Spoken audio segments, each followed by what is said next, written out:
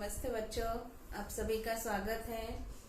आज हम पाठ 15 सजीवों की जीवन प्रक्रियाएं, इसमें अब हम लेंगे वनस्पतियों में समन्वय। समन्वय हमने पढ़ा था, इसमें प्राणियों में भी समन्वय होता है और वनस्पतियों में। तो अभी पहले हम देखेंगे वनस्पतियों में समन्वय।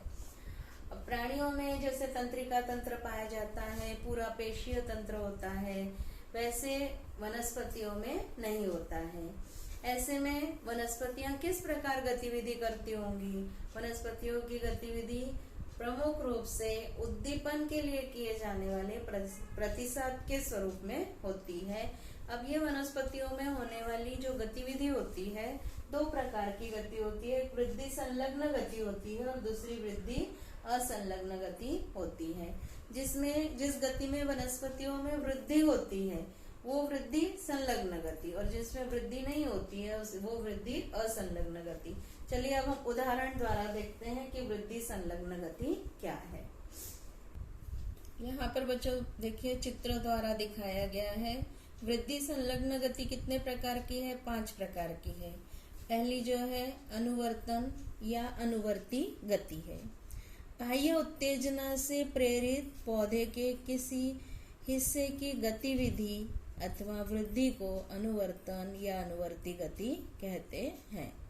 दूसरी होती है प्रकाशानुवर्ती गति। किसी भी वनस्पति का प्ररोह तंत्र, प्ररोह तंत्र मतलब क्या? तना। वहां पर चित्र दिखाई दे रहा है दूसरे नंबर का।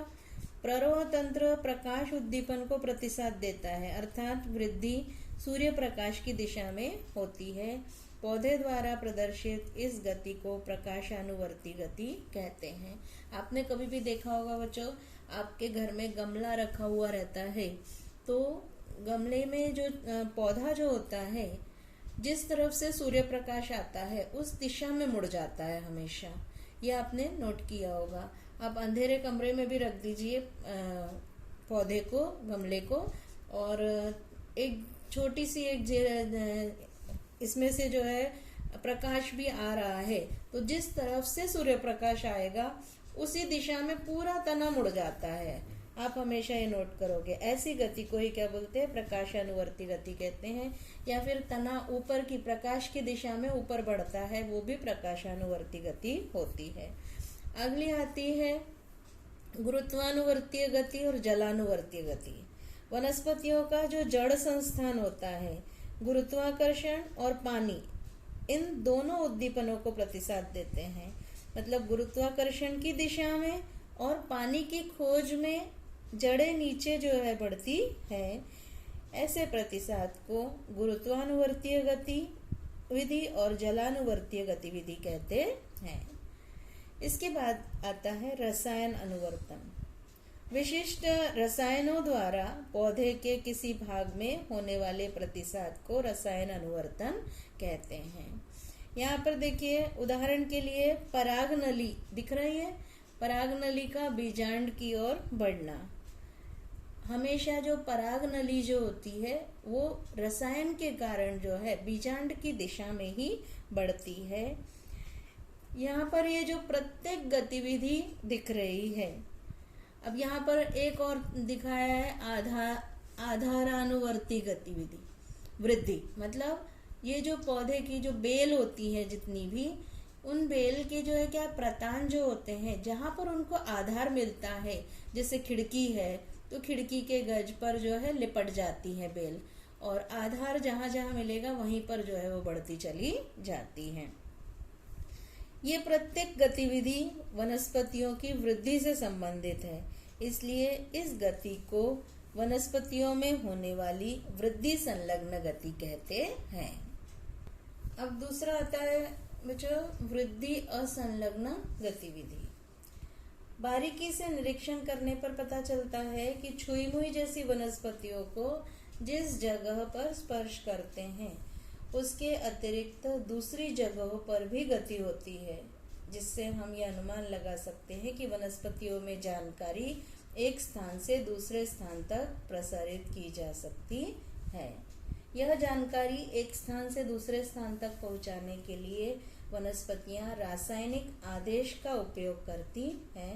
वनस्पतियां कोशिका गतिविधि के दौरान अपने आकार को पानी की मात्रा में परिवर्तन करके बदलती रहती है। आपने छुई मुई का पौधा देखा होगा। छुई मुई की पत्ती को जरा सा स्पर्श कीजिए तो तुरंत सारी पत्तियां मुरझा जाती हैं। एक तरफ से दूसरे तरफ तक जो है पत्तियां पूरी मुरझा जाती, थोड़ी देर बाद अपने आप खुल जाती हैं, है ना। इसी तरह से पानी की मात्रा में भी परिवर्तन करने पर जो है वनस्पतियों में गतिविधियां उत्पन्न होती हैं। विशिष्ट गतिविधियों द्वारा वनस्पतियों की वृद्धि नहीं होती है, मतलब ऐसी गतिविधि को वृद्धि असंलग्न गति कहते हैं। मतलब ये सारी जो गतिविधियां हैं इनमें जो है वनस्पतियों की वृद्धि नहीं हो रही है, केवल हलचल हो रही है। आसपास के परिसर के परिवर्तन स्वरूप वनस्पतियों के संप्रेरक वनस्पतियों में विविध प्रकार की गतिविधि का निर्माण करते हैं। यहाँ पर देखिए वीनस फ्लाई ट्रैप वनस्पति दिखाई दे रही है। ये कीटभक्षी वनस्पति है।